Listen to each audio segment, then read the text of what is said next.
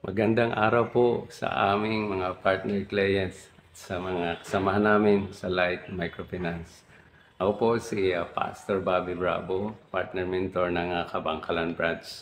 Ang topic ng aralin natin for this month of June ay We Help Having One Mind and One Heart. Mga minamahal namin nakasama sa gawain dito sa Light Microfinance, napakahalaga. Hindi lang tayo lumalago sa ating pangkabuhayan o negosyo, kundi tayo ay nagbubunga din sa biyaya ng Diyos na may kasamang kaloob ng Diyos na gumalak habang tayo ay busy sa iba't ibang gawain natin sa ating bawat buhay. Sabi nga ni Apostol Pablo sa unang Korinto 1:10, mga kapatid, ako'y nakikiusap sa inyo sa pangalan ng ating Panginoong Jesucristo, magkaisa kayo at huwag magkabahabahagi, maging sa pagkaunawa at pagpasya. Napakainam po at napakasaya na tayo po ay makatanggap ng tulong o biyaya, lalong-lalo na sa kaloob ng ating Panginoon. At masaya rin po na tayo ay makapagbigay tulong.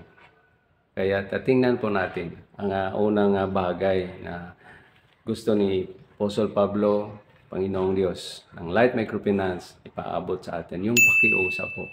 Nakikiusap po tayo, nakikiusap po ang Light Microfinance sa aming mga minamahal na kliyente noon, ngayon, at magpakailan pa man, sa hanggang na tayo patuloy naging partner at magiging partner ng programa ng Light Microfinance. Ito po ay kaloob ng ating Panginoong Hesukristo. Tayo po ay patuloy na maging partner bilang isang pamilya sa gawain ng Diyos, sa spiritual na bagay. Kaya si Apostol Pablo po ay nagkaroon ng pagpapasalamat sa Panginoon sa buhay ng mga tao doon sa Korinto. Sila po ay nakatanggap ng biyaya ng Diyos, yung buhay na walang hanggan. At sila po ay naging biyaya. Kaya ganoon din po ang pakiusap ng Light Microfinance sa atin. Gawin natin biyaya ang ating buhay, patuloy po tayo sa gawain at sa kaloob ng Diyos na nagbibigay sa atin ng buhay na may tagumpay at kaloob ng Diyos na tayo po ay gamitin para makapagbigay tulong din po sa iba. Yung pangalawa po yung otoridad ng pangalan ng Panginoong Hesukristo na nagpapanawagan po kay Apostol Pablo sa mga kapatiran doon sa Korinto sa mga oras na iyon. Kaya irespeto po natin sa aming mga minamahal na kliyente. Mayroon po tayong alituntunin. Partner po tayo at mayroon tayong responsibilidad, ang otoridad ng Light Microfinance para po tayo makapagpatuloy. Bigyan natin po ng pansin. Gawin po natin ang ating mga responsibilidad para po mainam. Makapagbigay din po tayo tulong sa iba.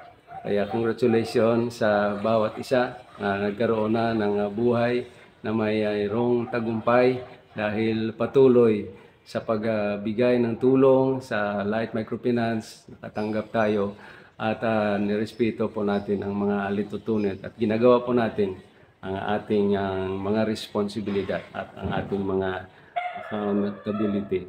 Bless po tayo ng Panginoon. Bigyan nating prioridad ang kanyang mga pangangaral sa bawat buhay natin at sa ating responsibilidad sa programa ng Light Microfinance. At ang pangatlo po yung panawagan ni Apostol Pablo na hindi lang tayo magpatuloy, magrespeto at gawin ang ating responsibilidad, kundi tayo po sa mga minamahal naming mga kliyente ay magkaisa po tayo. Huwag tayong magkabahabahagi. Kung ano man po ang mga aral at alituntunin, ang pagpapasya at ang mga responsibilidad na gawin natin, tayo po ay binigyan ng pag-unawa at tayo po ay magkaisa, huwag tayong magkabahabahagi. Dahil po tayo ang makaangkin ng benepisyo, tayo po mabigyan ng buhay na may tagumpay, may buhay na kasaganaan, buhay na kasiya-siya at maging instrumento po tayo sa misyon ng Panginoon sa bawat isa sa atin.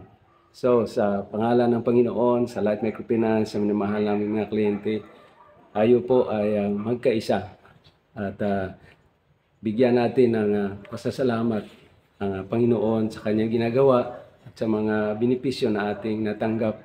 Tayo po ay partner sa gawain ng Diyos para sa kaloob na biyaya na magbibigay sa atin ng buhay na may tagumpay sa bawat isa.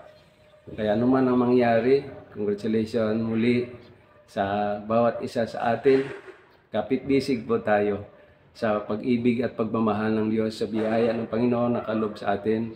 Tungo po sa kaunlad ng bawat isa, mahalin po natin ang ating ginagawa sa pamagitan ng pag-ibig ng Diyos mula sa ating puso. Sa Light Microfinance at sa mga namahal naming kliyente, ako po muli si Pastor Bobby Bravo ng Kabangkalan Band. Salamat sa pakikinig at suporta ninyo sa Light Microfinance. Mag-ingat po tayong lahat lagi sa pangalan ng Panginoon.